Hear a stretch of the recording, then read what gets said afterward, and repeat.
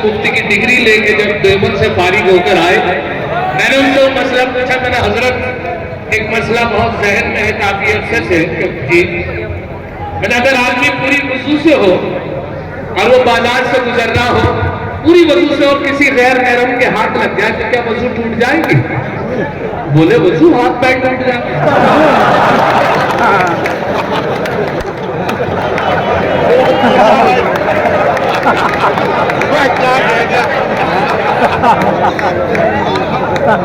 मैं शुक्रगुजार हूँ, खतौली काफी से बात बड़ी हासिल हुई है। खतौली शहर जिससे सज्जाद से झंझट बना हुआ, आज आप लोगों की मोहब्बतें हमेशा साथ रही है, आज भी इंशाअल्लाह आपकी मोहब्बतों के हवाले से रजा खतौली साहब, फेमस खतौली साहब, मेरी इज्जतदार वाली जनाब चेयरमैन शाहनवाज साहब तशरीफ रखते हैं, शमशाद साहब, दानिश मेरा भतीजा, और जिनका नाम लेने से भूल गया हूँ मैं माफी चाहता हूँ, क्योंकि कभी कभी जिनका नाम लेने से भूल जाता हूँ वो कहता पढ़ ले मुझे।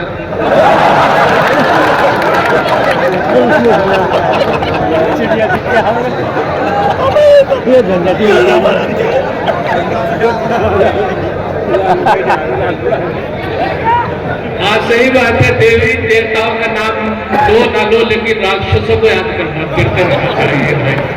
बहरहाल यहाँ से मैं अपना सफर शुरू करता हूँ। मेरे मोहतरम पत्रकार बंधु यहाँ तशरीफ फरमा है जी, पत्रकारों को देख के बहुत खुशी होती है। अक्सर मुझे भी अपने पेपर मीडिया के खासतौर से जो पत्रकार होते हैं उन्हें देखकर यूट्यूब के मुझे भी अपनी फोटो अखबार में देखने को मिल जाती है, बहुत खुशी होती है। सबसे ज्यादा खुशी तो जब होती है कि जब वो जलेबी वाली की थैली में पहुंच जाती है और उसको टुकड़े करके, मेरा फोटो भी होता है उसमें टुकड़े करके रख देता है, बार बार उसमें जलेबी रख के देता रहता है। और एक मौका ऐसा आता है जब मेरे फोटो का नंबर आता है उसमें जलेबी रख के किसी खूबसूरत औरत को दे दी जाती है। बहुत दुआएं निकलती है पत्रकार बंधुओं के लिए, लेकिन सबसे ज्यादा खुशी ये होती है कि जब वो मोहतरमा खाने के बाद अच्छा सज्जाद साहब, अगर आप वहां उस ठेले पे थोड़ी देर रुक जाए तो आपको और ज्यादा खुशी होगी जब वो चाटने के बाद उस कागज को जमीन पे फेंकेगी और फिर कोई कुत्ता आके उसे चाटेगा, तो आपको और ज्यादा खुशी उसमें होगी। थोड़ा सा सब रखे तो खुशी और बढ़ सकती है। खतौली बहुत खूबसूरत शहर है, एक बहुत खूबसूरत गाड़ी मेरे सामने से गुजरी, बहुत खूबसूरत कार थी, मैं उसे देख रहा था और देख जब आगे निकली तो उसके पीछे एक स्लोगन लिखा हुआ था सावन को आने दो। अच्छा लगा कि साहब ने अपनी मोहब्बत से लिखवाया उसमें कि सावन को आने दो, लेकिन ताज्जुब जब हुआ कि मैं वहां से थोड़ा आगे निकल गई, पीछे से ट्रक आया, बेरुदा तरीके से उसकी जोरदार टक्कर लग गई। मैंने ट्रक के पीछे देखा जी उसमें लिखा था आया सावन झूम के।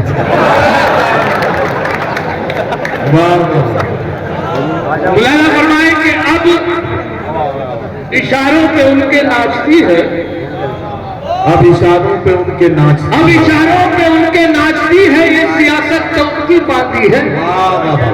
अब इशारों पे उनके नाचती है, ये सियासत तो उनकी बाती है। पहले होते थे चमचे चांदी के, अब चमचों की रोज चांदी है।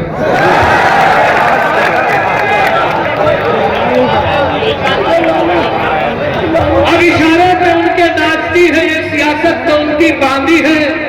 पहले होते थे चमचे चांदी के,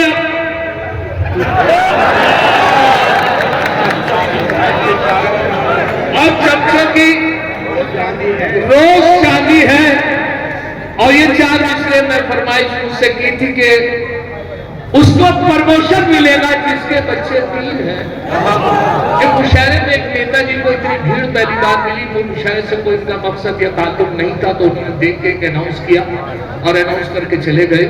उन्होंने जो अनाउंस किया तो उसे 4 मिसरों में मुलाजम कर पाए। इरशाद बोले कि उसको प्रमोशन मिलेगा जिसके बच्चे 3 हैं। जाते जाते मंत्री जी भरोसा दे गए, क्या कहना, उसको प्रमोशन मिलेगा जिसके बच्चे 3 हैं। जाते जाते मंत्री जी ये भरोसा दे गए। मैंने बेगम से ये पूछा अपने तीनों है कहा, मैंने बेगम से ये पूछा अपने तीनों है कहा। बोली बेगम जिनके बच्चे थे अपने ले गए। बोली बेगम जिनके बच्चे थे वो अपने ले गए। और 4 मिसरे और मुलाजा फरमा ले के से हाजिर हुआ हूँ तो दिल्ली से आ रहा था तो मेरी उम्र की बढ़ थी और नीचे एक लड़का लड़की, जवान लड़का लड़की बैठे थे। आपस में कोई गुफ्तगू कर रहे थे तो मैं ऊपर से थोड़ा सा नीचे नजर करके मैं उनकी बात सुनने लगा। लड़की लड़के से कह रही थी कि अगर मौका लग गया तो तुम मेरे साथ शादी कर लोगे? मैं भी मुखातिब हुआ कि देखो लड़का क्या जवाब देता है। लड़की का सवाल था कि अगर मौका लग गया तो आप मेरे साथ शादी कर लोगे? लड़का बोला मौका लग गया तो फिर शादी की क्या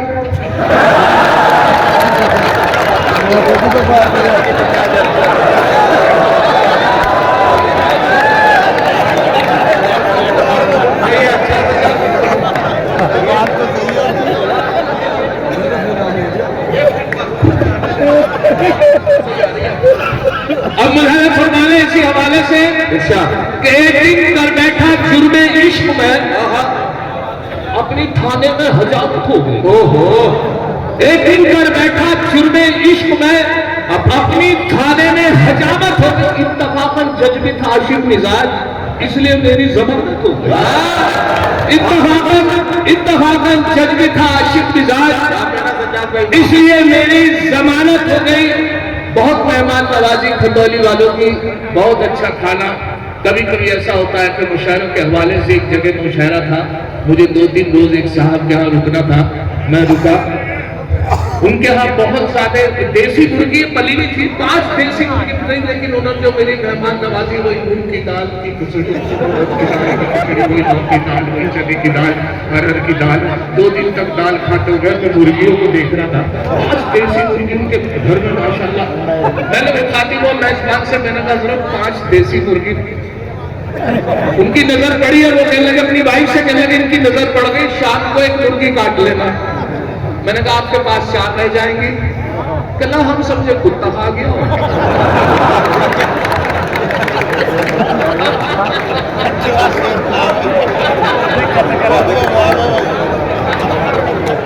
अब मुलाना फरमाए कि अल्लाह मेरे घर की अब कायम रहे अजमत, अल्लाह मेरे घर की अब कायम रहे अजमत। अब घर में मेरे कोरमाओ नाम नहीं है, शुक्र खुदा गोश्त बंद होने की बदौलत अब घर में मेरे कोई भी मेहमान नहीं है। अब घर में मेरे कोई भी मेहमान नहीं है। और इस लॉकडाउन में यह भी हुआ कि जिसके यहाँ जो मेहमान आया वो फंस के रह गया। मेरे यहाँ भी ऐसा ही हुआ कि एक साहब जो कलियर के हवाले से हाजिर हुए, वो लॉकडाउन की वजह से 14-15 दिन तक घर में फंस के रह गए। मैं क्या करता, मैं तो शायद था, मेरा कारोबार बंद था। मैंने उन्हें उसी तरीके से दाल से उनकी खिदमत करता रहा, उसी तरीके से दालें खिलाता रहा, मूंग की चने की। इसी दालों से खाते खाते साहब उनको अब मुझे एहसास कैसे दिलाया उन्होंने। अब ये था कि घर में जिक्र हो रहा था कि आज चांद की क्या तारीख है। वालिद साहब 8 बता रहे थे, बड़े भाई 9 बता रहे थे, मैं 10 कह रहा था। तो अंदाजा नहीं था कि चांद की क्या तारीख है। हम मेहमान से मुखातिब हुए, हमने हजरत आप बताइए आज चांद की क्या तारीख है? तो बोले कि चांद का तो पता नहीं, हाँ दाल की 14।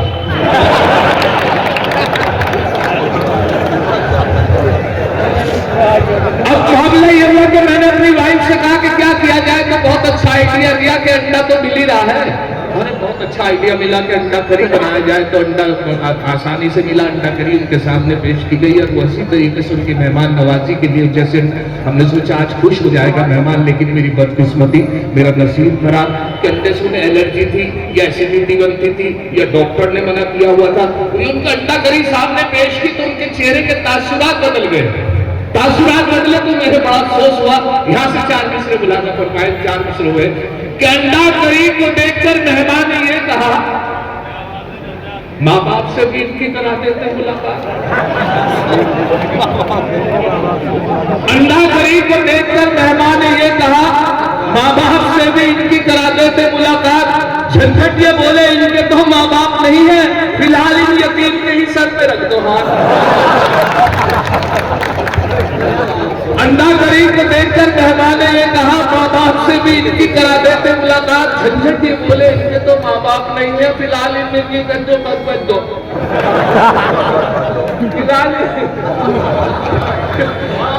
फिलहाल इन यतीम के ही सर पे रख दो हाथ। और ये भी हुआ कि साहब 4 मिसरे मुलाजा फरमाने के मैं पटना गया और पटना का लंबा सफर रहा। उतरा, पूछा कि सही उतर गया कि नहीं, तो इससे नहीं देख पाया कोई बता पाता। मोहतरमा से मैंने कंफर्म कहा कि ये यही सही जगह है जहां मैं उतर गया हूं, तो यहाँ से 4 मिसरे मुझे क्या जवाब मिला, मेरे क्या हालात रहे। मैं क्या बताऊं, झंझट जब रेल से मैं उतरा, एक महाजबी से मिलकर ऐसी घटी है घटना।